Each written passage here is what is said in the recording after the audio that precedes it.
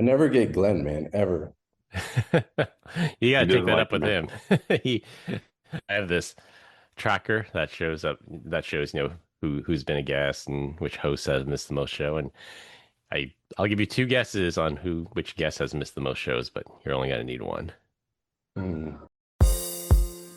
Hello, my friends.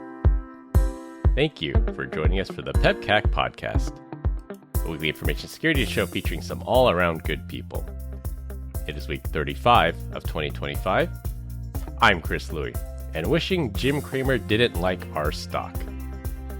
With me, we have my co-host, the Cloud God, who safely returned stateside. Yes, yeah, no comments on old Kramer, but if you're an inverse Kramer person, I guess you saw that comment. But yeah, good to be back from Mexico. I was in Monterrey, and kind of an interesting place. Like, it's kind of in a valley surrounded by these crazy mountains. And had I had more time, I definitely would have gone off-roading because some of the stuff is scenic as hell and beautiful. And yeah, everybody was super cool, with the exception of the profiling that happened when I left the airport. That's bound to happen. I was gonna say that when I had a buddy, he flew back from Mexico City, not Monterey, and for work he just carries two laptops. I don't know if it's two work laptops or personal, but anyways, came back with two laptops, and then flying back, they hit him with like as he left the country, they hit him with like an export tax on the laptop. He's like, no, I clearly came in with these, and these are my personal items. Like, nope, it's an export fee. You got to pay $100. They just paid the $100 and was done with it. Hey, you got out there actually paying more than I did, so I guess that's a W for me. I only got hit for 50. You want to explain for the listeners how you were profiled, Brian? Yeah, so it was kind of weird. When I first got there, like I landed, like I was like, oh, Uber's not a thing in Mexico. I was like, that's kind of a big market to not have anything. Like this, I just opened up Uber and it was like nothing found. So I was like, oh, okay, I'll take a taxi to my hotel. And so, get in there, seemingly nice gentleman. And then, I don't know, like 6 minutes into it, like he gets a phone call and he's like talking, it's on speaker.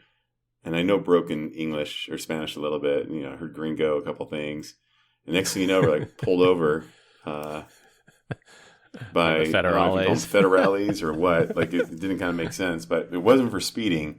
And it was kind of funny because like they were visibly very angry and yelling. And I don't really take them serious, but like they did have rifles, right? Like it was one of those things. And they just kept asking for money. So I was just like, I don't actually have any money. And then I searched my backpack and I had $50. So I think they probably would have been happy with a 20 spot, or maybe Venmo. I don't know. But yeah, they weren't giving change that day, and they cut me loose, and we're good to go. So there's that. So, and then I also went through like a toll bridge, and the guy made me pay the toll. How much was the so toll? I actually, the 20 spot. It was like $3, something like that, US. Forget how much it was. And all right, yeah. Did this one actually give change? I didn't have it. Yeah, it was an actual toll bridge, right? And then so I just did tap, right? Tap to pay. Yeah, and then on the way back, I actually took an Uber, and the Uber paid for it. Like they just went right through it, and there's no big deal. So I was like, man, they got me. Yeah, they got me today, boys. Yep. So I actually own a house in Mexico, in San Luis. Okay. And so San Luis is south of Monterrey, a few hours. It's in the belt where most of the people live, right? And it's in the mountains. And me and a friend, we were actually driving to another city called Querétaro. And you drive through the state of Guanajuato. And Guanajuato is pretty dangerous nowadays because of, corruption and all that. And so we had a lady cop pulled us over, and she goes, started asking questions. And she's like, yeah, you're an American. You're not allowed to drive in this country. And I'm like, that's not even a thing. You're just making stuff up. And so she started making up all these things that we were permiso? Yeah. And then she turns around and she couldn't ask for a bribe directly. So she started saying, castígate, castígate, which means punish yourself. And so then we got the drift that she was looking for some cash. So when we pulled it out, she's like told us where to put it. She's like, hide it right here. And then we put it down so she could grab it, and her other cohorts wouldn't see that we were giving her money. So yeah, it's a pretty big problem over there. So I'm glad to see. So how much did you give them? it was about $100. Yeah. Oh damn! I got off lucky. You did. You got it relatively easy. Yeah. Yeah. And that's it happened to sort me of once. Oh, go ahead. I was just going to say, that's sort of the advice when you travel into a country that has that type of culture. They say carry enough cash on you to pay a bribe, but not enough that you'll be sad if you lose it all. So something along those lines. I remember one time we were going to Tijuana, and we got pulled over, and they just kept yelling "Vente, vente!" this at us. And so it was like, all right, I guess they want $20. We had no idea, so we just gave it to them, and let us go. They said, "Thank God for rudimentary Spanish in high school. That's going to save my." Yeah, thank you, Senor Rollins. You know, also maybe like I wasn't dressed that nice, but maybe don't wear a nice watch, right? I think that was the thing that, like, I'm sure whoever called that guy, they were in on it. And yeah, I don't even wear a nice watch to San Francisco. I don't want my wrist chopped off. Oh damn! I'm just saying. But other than that, like, I honestly had a good time. Like, it was really funny. We had like this restaurant they were going to, and everywhere I'd been earlier that day, like very little English speaking people. So I walk in, and the lady's like looking at me, and I was like, "Hola." She's like, "Hi, what's the name of your reservation?" I was like, "How the hell did you know I spoke English?" She's like, "We can tell." Like she just like, it's like, I see American all over your face, dude. No, and you say really hello, best friend in Spanish. Hola, amigo, mayor. Yeah, they really try to practice their English. And the funniest thing that I saw was, just because I was present, there was two Mexicans that were like talking English to each other and like really trying to speak English to each other. And I'm like, you guys have a language that you could speak where you could actually communicate. Like, I get that I'm more here effectively, and you're trying to practice your English, but we're trying to get something done right now. As the listeners can tell, there is Glenn Medina. It sounds like the other thing just dropped. He's got a little bit of a deeper voice today, so maybe we should introduce our guest. Yes. We do not have Glenn Medina this week. We hope he's back next week. He is traveling this week and couldn't make it. Selling machine. Our guest this week is the returning DJ Raja Khalid. Welcome back, Raja. Another one. Chris ordering the McRib. Another one. It's so good. It's so good to see you guys. Yeah, glad to have you back. All right, we already opened with our Mexico travel talk, but combined, we have decades of information security experience, and here not just to educate, but to entertain. We've got 4 awesome stories for this week, so sit back, relax, and enjoy the show. This week, we're going to talk about companies spying on you, vigilante hackers winning one for the good guys. For our third topic, YouTube age verification, and if we have time, we'll close with a new iPhone talk. For our first topic, SafeTrack, a Melbourne-based online compliance training company, and for those of you who might not know, Melbourne is in the country of Australia, is facing allegations it listened to staff via software on their laptops while they worked at home. They claim the surveillance was, quote, lawful, appropriate, and justified, adding that the surveillance program found one of their staffers was idle for approximately 50% of her working day. The company claimed that their employment contracts include acceptance of this surveillance policy, which states that audio can be recorded during the course of employment.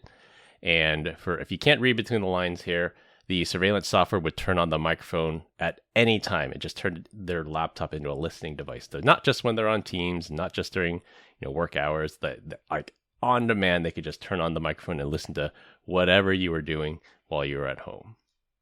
Now, there's lawful surveillance, and there's also just really creepy privacy violations. All right, first and foremost, it's Melbourne. Melbourne. Yeah, isn't Melbourne like the butt of the world? Isn't that what? Whoa, don't know. They're listening, bro. Don't be dogging them like that. Some good folks down there. We just got. All of Yeah, it. if you say Melbourne, they know you're an outsider. Melbourne is you're a local, or at least you know how it's pronounced. Canberra. I'd be fired. But yeah, all right, stuff happens. I guess if you know that you're giving up to a surveillance program, then shame on you for working for that company. Also, hit the mute button. Come on, guys. Yeah, it overrides the mute button. That's the creepy thing. I've hosted Zoom before, and someone mutes themselves, and there's no option to unmute people without their consent. There's an ask to unmute button, but there's no way to, at least through Zoom, to turn on someone's microphone without their consent. But this spyware that they installed on the computer, it just allowed them to override everything. Just turn on the mic and listen in at any time. On the Stream Deck, you can actually program a system-wide mute. I wonder if that would override that one. Did they actually ask their employees if they could download this?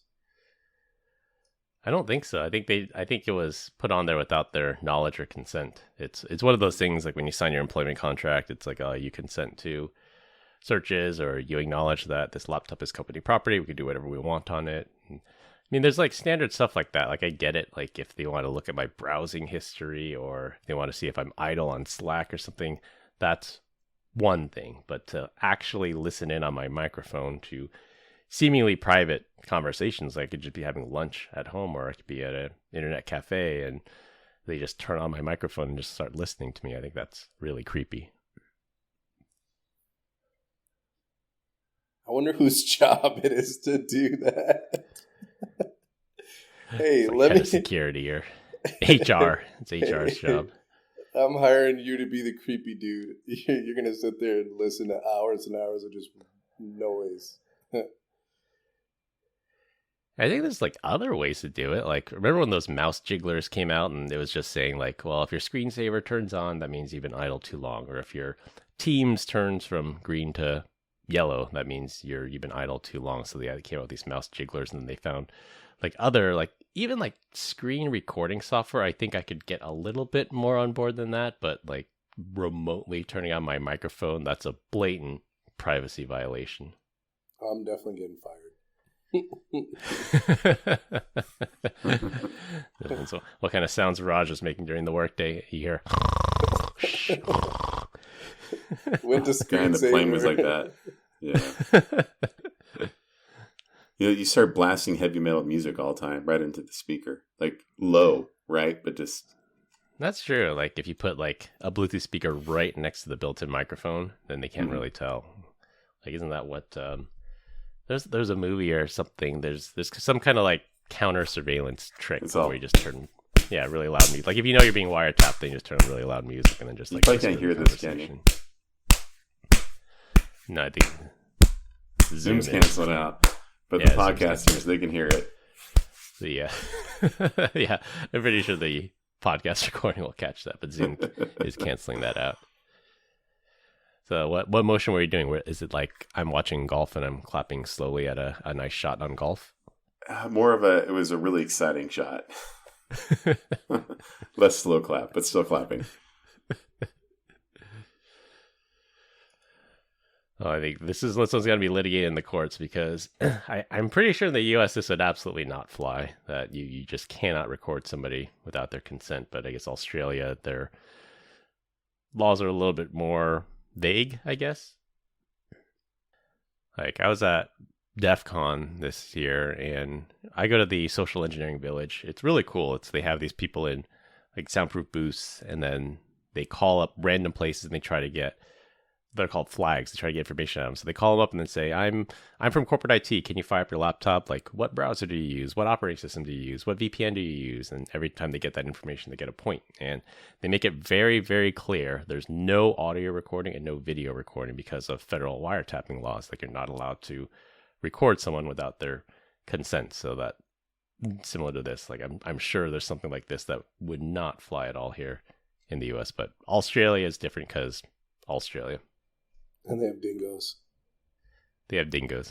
And the toilets flush the other way. You know what's so sad is when I was down there, I was doing it. They didn't have toilets that flush like that. It was more of dumps an insane amount of water, like from the front of it, and just kind of like all gurgitates and goes It's down. like the vacuum is like, whoop. Like yeah. I was so excited to record that. I guess I could have done it in the sink, right? Yeah. Not gone to the bathroom in the sink. Like fill it up with water and then hit the drain and see if it goes the opposite way. My favorite was as soon as I got there, me and this guy say that we closely align on some views in life, and then he's like, "Can we go for a kangaroo hunt?" I was like, I'm all up for this. Like, is this even legal? He's like, "Oh yeah, it's legal," but like I was like, killing for sport, not really my thing. I was like, if I want to sit here and eat it or do something with the meat, I would, but like doing it just to do it, not my thing. Cool dude though. I did not kill a kangaroo. I did eat kangaroo meat though. When I was there, I had a kangaroo ribeye. It's pretty good. Did it taste like chicken? I heard kangaroos are not the nicest, and they will kick you if they see you. I heard that too. We've all seen that video. Was it the kangaroo that was holding the guy's dog hostage? Like the kangaroo literally had the dog in a headlock, and the guy like went up to punch the kangaroo, and the kangaroo was like, yeah, they are. I hear they're mean. I would not want to confront one unless my life or my dog's life depended on it. You didn't even have a dog. Last time I was on the show, you were in Canada driving past these monstrous mooses, and now you were in Mexico. And now it's not mooses, it's meese. Meese. Oh, is it meese? I don't know. Don't listen to me. It's moose. Moose is singular and plural. We're starting to build a theme here with you and large animals. Yes. Yeah. I Canada, did see a chupacabra in Monterey, though. Did you get a picture of it?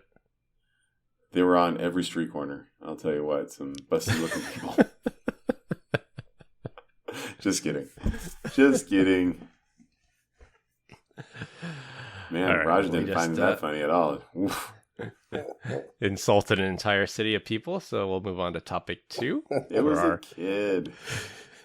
Kidding. Our second topic, friend of the show, Pierogi of Scammer Payback fame and another Scammer Payback type YouTube channel, Trilogy Media, helped dismantle and arrest people from a $65 million scammer ring operating here in the U.S. This scammer ring primarily targeted elderly people from around the United States, so whatever hole they get thrown in, I can assure you it's not deep enough.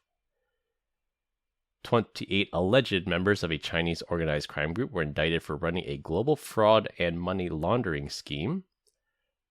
The group allegedly worked with call centers in, no surprise here, India to target elderly victims with fake tech support and refund scams. Victims were tricked into handing over cash, wire transfers, and gift cards. Among them, a 97-year-old San Diego woman, the widow of a Holocaust survivor who lost her entire life savings.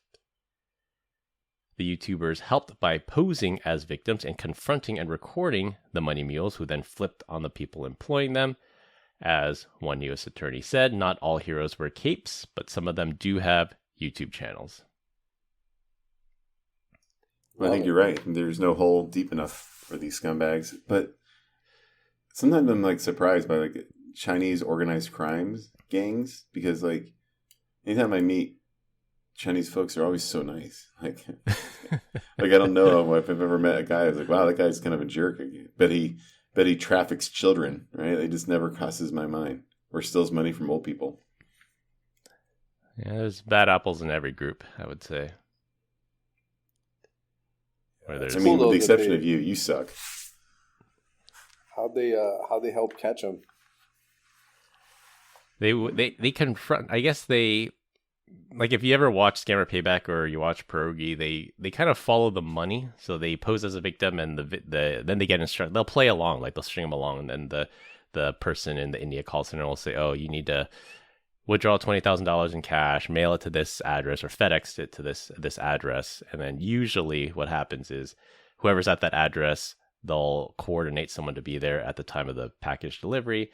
And a lot of the times it's someone may or may not be unsuspecting, and sometimes it just says, yeah, I found an ad on Craigslist. It said, come to this, or it said, rent this Airbnb for 2 days, wait for a package, collect the package, then deliver it to the next person. Like that's the money mule jobs. And then that's when they confront them and says, you're part of like an international ring that's stealing money from elderly people. Sometimes they fess up and like, yeah, I know, so what? And sometimes like, oh, I don't know, I just answered this ad on Craigslist. And then from there, it's sort of like how law enforcement targets like these drug rings. Like first you get the junkies. The junkies will then flip on the dealers. The dealers will flip on the suppliers. The suppliers will flip on the king. So you kind of work your way up until you get to the very top.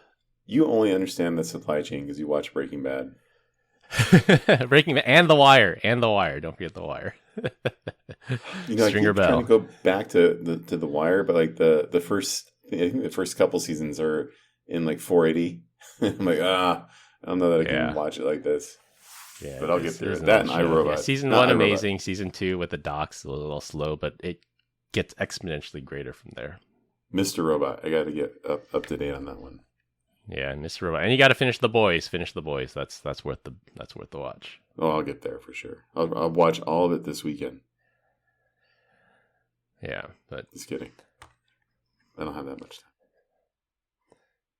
I mean, I've watched a good amount of Scammer Payback and Pierogi, and they do a lot of good work because they waste the scammers' time. They dox them quite a bit. They said, oh yeah, you're at this building on this floor. Sometimes they hack into the CCTV cameras and they'll call them up. It's like, oh, that's a nice green shirt you're wearing today. And the guy looks surprised and like, why do you look surprised? And like try to mess with them. And I know a lot of the frustration with these Scammer Payback type channels is that they hand the case on a silver platter to the local law enforcement in that province or whatever, and nothing gets done because the law enforcement is on the payroll of these scammers. So I'm really happy to see that, at least here in the US, the rule of law still stands, and they were able to make a difference, that what their hard work paid off, and that $65 million that's not going to get stolen from elderly people. So if we call it, like when you're trying to get a child predator, like how to catch a predator, what would we call this? To catch a scammer? That sounds pretty weak. Catch a scammer. Yeah. To infiltrate a call center. To capture a scumbag cocksucker. Catch the fish. Catch the fish. I like it. Yeah. Raj, do you know anyone that's ever been affected by one of these scams, or how often do you get those messages or on your computer or text message? No, but my mom did work for like Primerica for a while, which was like some. She thought it was like the greatest marketing job ever, but it turned out to be but luckily, no. Usually we do catch them. My dad will give me a buzz or something. My mom will call me up and say, "Hey, something's wrong. What do you think this is?" And we err on the side of caution. But they are doing stuff now where like they'll text you, and they'll just start acting like it's a missed call, but they'll like act like they were texting somebody legit. And then if you're trying to be nice and you're just trying to respond like, "Hey, this is the wrong number," then they know your line is active, and then they'll start scamming you from there and start trying to text you different things to try to see what you can bite on. So yeah. That's the one I've seen. Yeah, those are those so-called pig butchering scams, or I think we're supposed to call them romance scams now, where they'll send a seductive photo of a very attractive lady and then it says, "Oh, this is me. Let's keep talking." And then that's the lure. And then they'll start sending pictures of luxury goods and says, "Hey, I happen to know this great investment that, allows me to afford this lifestyle. Do you want to know more?" And then that's where it goes from there. I heard Raja fell victim to this twice already. He's just playing coy with us. Caught me, man. Caught me. Lost all my life savings. It's like, no, I have $1 million. They just need the $10,000 tax fee before I can get access to it. Yep. Yeah. But good to see that there's still some good in the world. And I guess it's one of those fortunate things, like fortunately, unfortunately. Unfortunately, this is happening here in the U.S., but fortunately, it's happening here in the U.S. We can catch these scumbags and not operating in like Cambodia or some foreign country where law enforcement can't touch them. hopefully this will make an impact that, it disrupts them enough that it makes a dent in it. How soon until we start dropping bombs in call centers? You laugh, but you never know. They took out a Venezuelan drug boat. You never know. That could be next, You do cybercrime, we're going to drop a bomb on your call center. That would end it real quick. Yeah. Imagine like some dude like fished Melania out of money. Like, I wish I could do a Trump impersonation right now because I have some funny things to say, but I can't. Damn it. Still working that one, Brian. It's not coming along. I don't understand how people can do it. Practice. Yeah. Gotta have the hair. Yes, that's true. Son of a gun.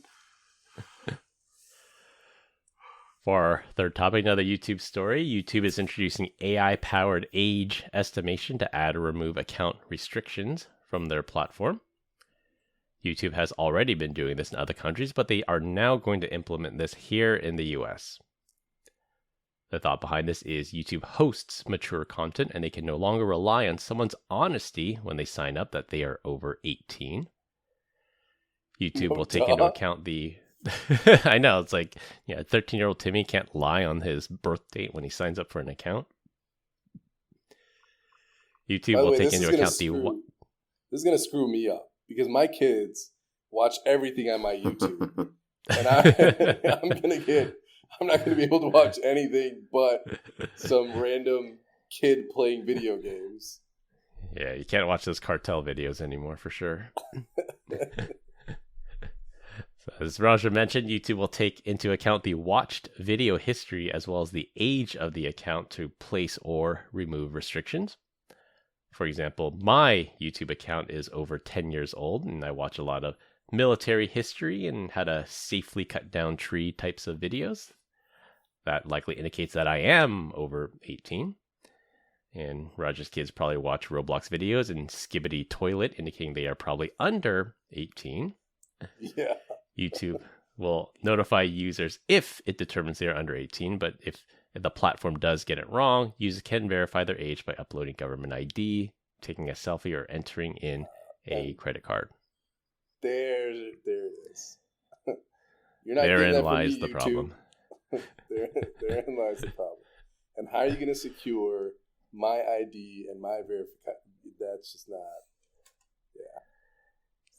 That's the huge problem, because my opinion is they're trying to get in front of mandatory age verification laws, like the ones that have already passed in the UK, and they do not want to be in the business of verifying everyone's age. It's like you said, there's lots of responsibility of holding that particular data. All I know is you're living up to the rule of any man over a certain age. We'll call it 40. Either gets really into World War II or smoking meat. And so smoking meat. Yeah. Why not both? Yeah, apparently your YouTube history aligns with this theory. And apparently you do this on a fire pit with cut down trees. Yeah. Is that what it is? Freshly cut firewood. How to No, I have a green egg. I did have to look up on YouTube how to set this thing up and how to properly start the fire and everything in it. So my YouTube history does include a lot of World War II history and how to smoke meat. Chris, all right. Living up to the man dream over here. Yep. Stereotype. It's not a stereotype if it's true, I guess, right? Is that what they say? So what's in your YouTube history, Brian? I'm thinking about my YouTube history, too. Brian's probably a lot of Shane Gillis. He sends us a lot of Shane Gillis videos. Yeah, a lot of Shane Gillis, lots of sports, lots of... Eastbound and Down. No, that's me recording stuff for you. That's a great show, though. Yeah, if we go here, sports, lots of comedy, because I love comedy, a lot of Raptor R stuff, and rap videos, and Kill Tony. Yeah, Kill Tony's awesome. I got some chess videos. There you go. Yeah, there's no 13-year-old that's looking up chess videos. You never know. Different kind of chess, that's for sure. Manage Chest. ball history. And they take into the account the age of the account. So I mean, YouTube hasn't been around at least. I know they haven't been around 18 years. They've been around probably at least 10. But in accordance with the online privacy laws for children, you had to be at least 13 to sign up for an account. So any account over 5 years old, technically you're supposed to be over 18. YouTube was created in 2005. Oh, it's 20 years. Okay. We should start carding YouTube. Do you guys know what the very first video uploaded to YouTube was? No. It's a little bit of internet cat history. Right? I think it's called like My Day at the Brooklyn Zoo or something. I think it was someone taking a tour of a zoo and they uploaded it. I believe that's the first video ever uploaded. Brooklyn Zoo, that's in Chicago. Yeah. Awesome. Is it really? Are you messing with me? Yeah. It's in St. Louis. Oh, okay. There's a Brooklyn Zoo in Chicago. I'm pretty sure it's in New York. Okay, so the video is called Meet Me at the Zoo, and I got the state wrong. It's the San Diego Zoo, not the Brooklyn Zoo. How many views does it have?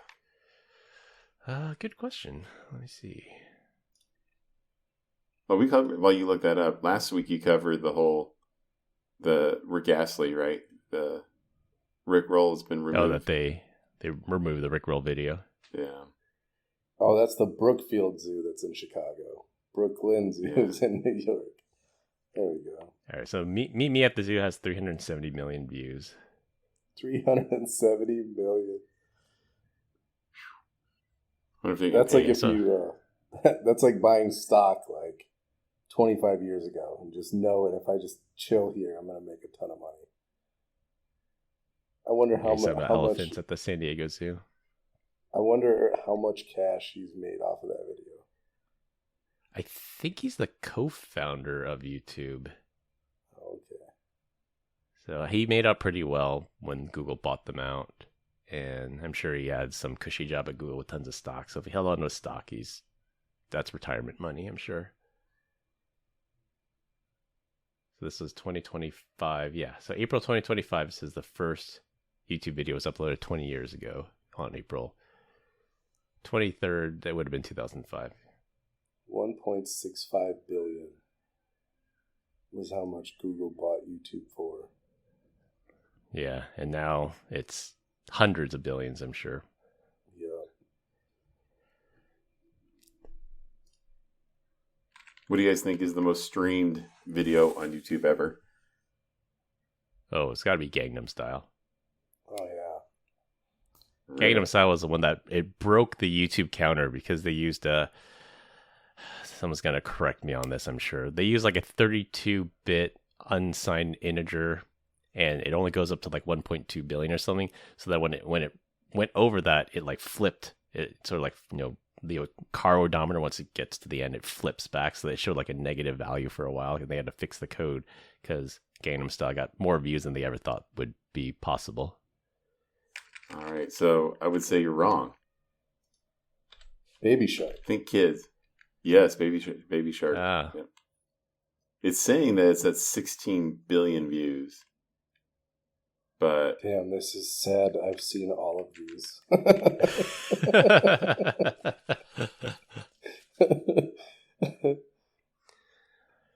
Not some of the Indian stuff, but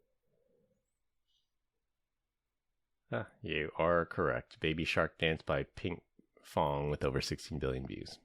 All right, can't say I'm too surprised at that. I mean, he came through those 2 billion. That's a lot. Now it's at 5.6 billion. So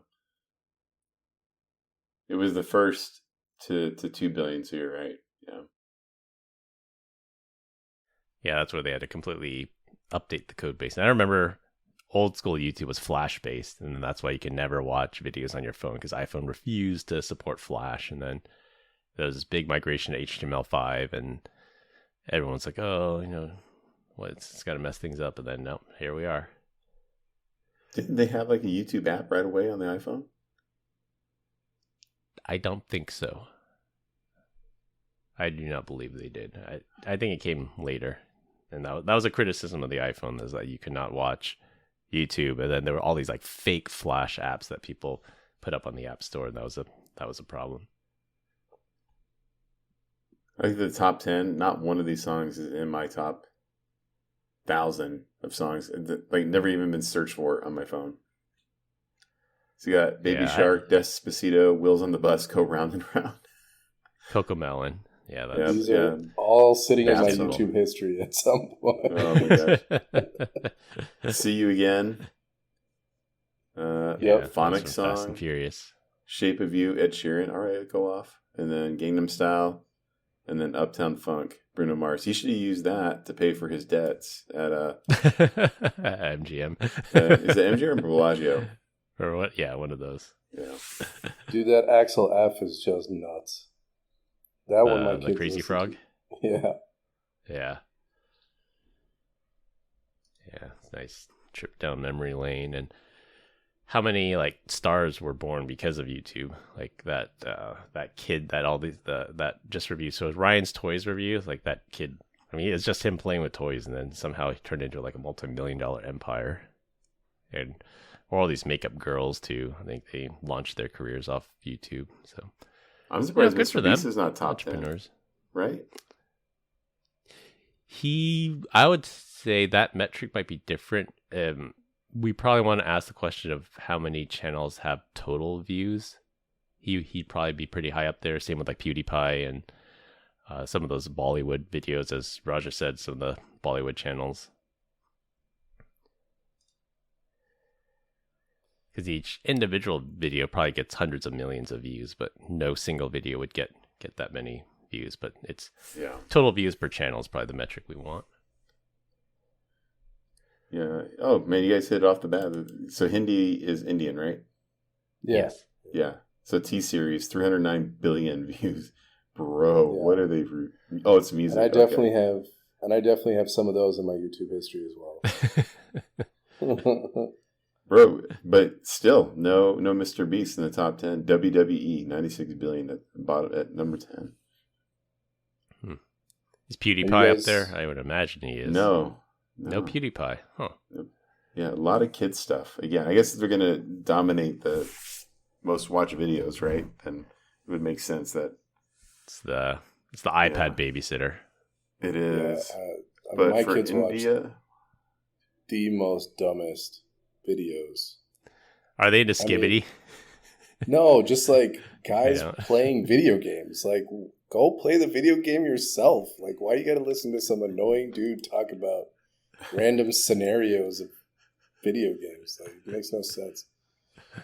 Raja, is that there's this exact meme online that says it's like a 4-panel cartoon, and the first panel is this adult telling the kids like, "Why are you watching someone else play a video game? Why don't you go play it yourself?" And then the next panel, the kid's like, "Why do you watch football? Why don't you go out there and play football?"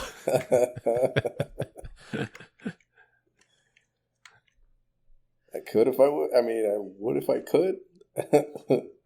Yeah. But going back to the topic at hand, I think we're all on the same page. Now we got to trust that these websites can scan our IDs somehow and then safely guard it. They're not. They have to do something in real time API. And then purge it. Yeah, and the trick is with age verification is it has to be biometrically locked, because if it's like someone said, why don't you just take a hash of somebody's ID and just present this hash to prove your age? Well, Roger's kids just steal his hash and present it. Like, it has to be biometrically bound to you. Like, you have to do Face ID or fingerprint every time, and we're just not. We don't have the infrastructure for that. Luckily, my kids don't know what a hash is. Roger, you got to teach them cybersecurity early. We should start an identity company, boys. I've tried. Like I've popped open the Python book a couple times. It's not happening.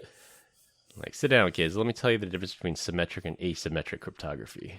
I think we're missing out on some TAM here. I think we could start up a company for age verification, sell to these. If this is going to become a thing, we should probably do it, guys. Yeah, there you go. Yeah, I mean, ID.me already exists. Yeah, that thing's trash. Yeah. Arizona State uses it. Yeah, California uses it too for DMV. Which, not ideal. All right, for our last topic, and it'll be a rotating topic every week. This week, we're going to talk about the new iPhone launch. This episode is scheduled to be released the day before the big Apple announcement, their annual iPhone launch event.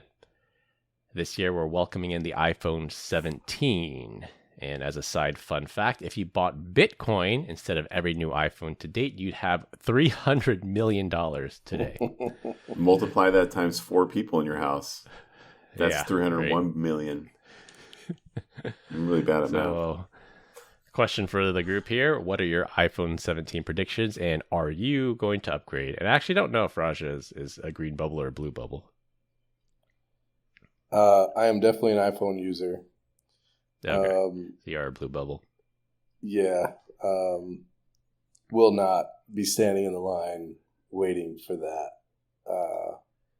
I think I'm the same way with. I think we talked about video games last time, where I don't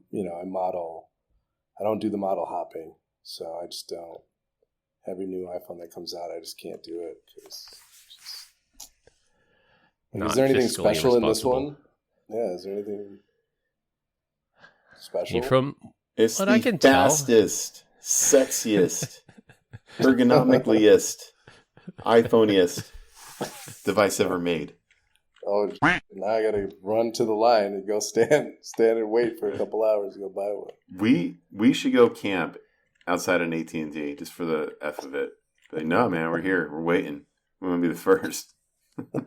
Starting now. It comes out in 3 weeks. Yeah. I bet you we could put on national headlines if we did that. Probably. It's just like every other iPhone announcement. There's things that are completely predictable. Faster processor, brighter screen, better battery life, better camera. But I don't know if there's anything that's going to be truly better ingredients. Papa John's. I mean, Apple Computer. No, I'm not upgrading either. I am going to get a new battery, though. I finally hit that threshold where I can get a new one for free under Apple Care, I think. Nice. So you've fallen under, what is it, 80%, I think? Yeah, but in the same breath, I could have just bought a whole new iPhone for what I paid for Apple Care all these months. Do you guys go with the cover? Because I go raw and naked. You raw dog it, huh? Raw dogging it, yeah. Raw dog it. I have when I go jogging with it, I put on the thickest cover possible because I've actually gone jogging with not a raw one, but like a thin case. And then one time I tripped, I landed on the phone and it cracked the screen. So I'm like, okay, yeah, now whenever I go jogging, I put on the thickest case possible. Funny enough, it hasn't happened since. Yeah, I always have a case. My work phone, no case at all. I stir soup with that thing. It doesn't matter, right? Open beer bottles with it. That's a horrible thing to say with company owned. No, I take very good care of it. So you went with the 2 phones? Yeah, I did. Yeah, I did too. Yeah, for the first couple months that I had the second phone, I just could not get Kevin Gates out of my head. I just kept singing, I got two phones. One for the wife and one for the plug. She's getting the plug. I want to see where Apple finally goes with Apple Intelligence. I've said it on the show before. I'll say it again. They somehow found a way to make Siri worse. Siri was already pretty awful before, and then now that they have Apple Intelligence, it's somehow worse. If they announce that, don't even build AI, don't partner with AI, just create an API bridge. All the major AI companies out there have an API. Just link Siri with Grok or GPT or Perplexity and just let them do it. Because literally every time I ask Grok a question, I always get the result and the answer that I want. So that's all I want from Siri. And I guess that's too much to ask. What are you guys using AI bots for? Just random stuff. I ask it questions. Like we're watching a movie and then I've seen this guy before, and then I'll look up the actor name and then I'll ask Grok, what other movies has this actor been in? Because it used to be you just type this person's name in your favorite search engine and then you have to scroll through the ads, and then you go to their IMDb, and then you have to scroll through their bio and everything. And like, I just want to know, I know I've seen him somewhere. So then when I ask Grok, like these are the last 10 movies this person's been in. I'm like, oh, that's where they're from. So very simple things like that. That would be hilarious if ChatGPT started using AI to try to determine my age. Why? What do you use it for, Raja? Use it for everything, literally everything. How to cook burgers? How to? This was a great one. So I walked into Honda, and I was leasing a car, and I kept asking it, like, is this a good deal or not? And these guys got so frustrated with me that they actually pulled the financing guy to come in, like, you need to draw out the numbers. I haven't done this in 20 years. I just follow the computer. You got to tell me where you're getting your numbers from. And I refused to tell them it was ChatGPT. So I went through every single number and showed them, like, what I was talking about. They're like, how did you get this? Where did you get this from? So they ended up having to give me, like, a really good deal on a lease because I knew what the resale value invoice, was, what the holdback and all that. What the APRs were, all that stuff. Like what? So they were just like, this is not public information. I was like, well, you shouldn't be you shouldn't have that stuff out there. So it's public somewhere. Meanwhile, I paid over sticker for a vehicle, so there's that. Two sides of the coin. So, very, very. What kind of car did you buy? We just leased one of those. It was for the family. So okay, it was just minivan. Odyssey. No, it was not the Odyssey. We got the Pilot. HRX or whatever. Yeah, one of those. Oh, like, wait a minute, you have 4 kids. That doesn't fit 6 people. Well, we also got a Telluride, so that takes care of it. Okay. The Telluride's a nice car. I'll stand on that all day long. Yeah, it's a nice car. So, I will say this with the caveat that I am using the work version, so the ZBot, which is, I don't know if you guys have looked at it recently, but it's OpenAI, it's Gemini, and it's Azure. So we have all these different ones. But the first one, I was going to a CIO summit and had all these companies. And I was like, hey, help me construct a presentation to give. And the thing that first blew me away, it was just like, okay, of like the 65 CIOs that are coming to this, like 22 are existing customers. And then I was like, what? Like, we trained our data on this? I was like blown away. So I was like, well, then help me organize, profile, like, and all this good stuff. And like what they have versus what they don't have, and help me figure out like a perfect talk track that would appeal to like masses. Right. And did that. I was like blown away.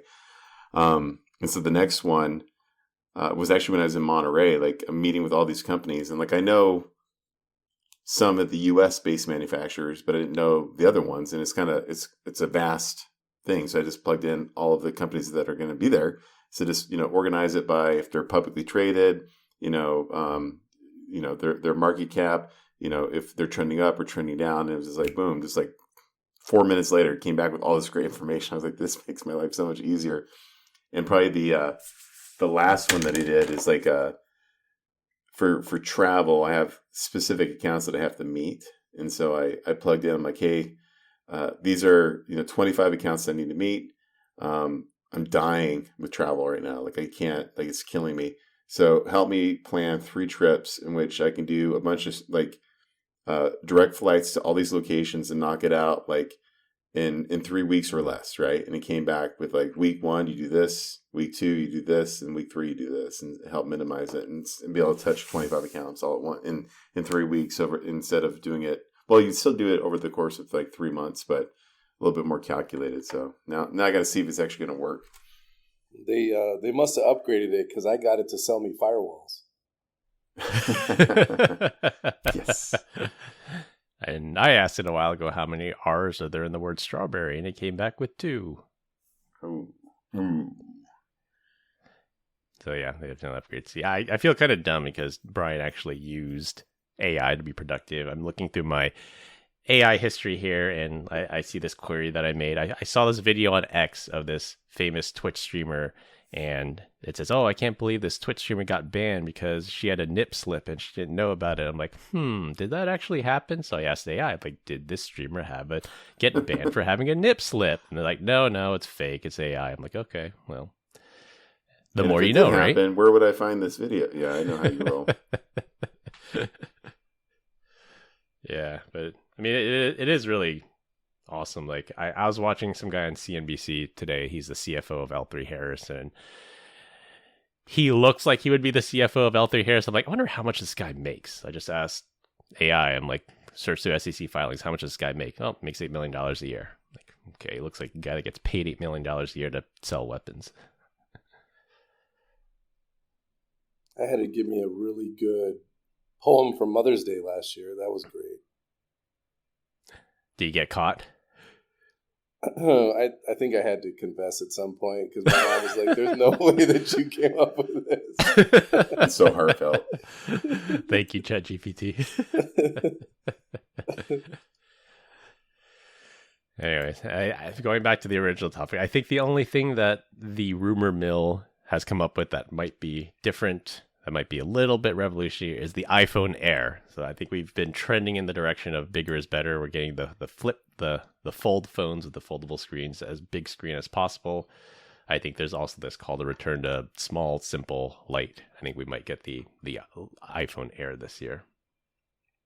I heard that they're going to be like on launch day, we'll have an optional case that has a battery in it that just makes it bulky because supposedly the battery life is so atrocious. Yeah, I mean, it'll probably have the weaker processor. It'll have the weaker camera. It's just if people that care about weight and size versus, because I always buy the biggest one. I buy the Pro, and I buy the Pro Max. Like bigger is better, but there's some people out there that value being smaller. Vic would know about that. I need to be able to see the damn screen, so I'm going bigger. Yeah. Do you think they're going to come out with a foldable iPhone yet? Is that a rumor? I think they not for the 17 for sure. Otherwise, we would have gotten the leak by now. The 18 might. I think is the rumor. The next year model is going to be. They're going to have a foldable one. You're so full of crap. You don't know anything. You're like, according to my calculations. Like, according to my AI assistant, my agentic assistant. I asked Grok, and that's what it told me. Yeah. Well, they continue to get great comments about our dad joke of the week. Dad joke of the week. This week, our guest Raja is up. Oh, snap. Did you forget? Didn't come prepared. Let's see. While Raja's thinking, I did. When you said, what do you guys use AI for? I forgot to mention the most important thing I use AI for, which is to make funny videos about Brian to post on LinkedIn. I got to say, impressions views off the charts since I started posting Grok made videos on LinkedIn.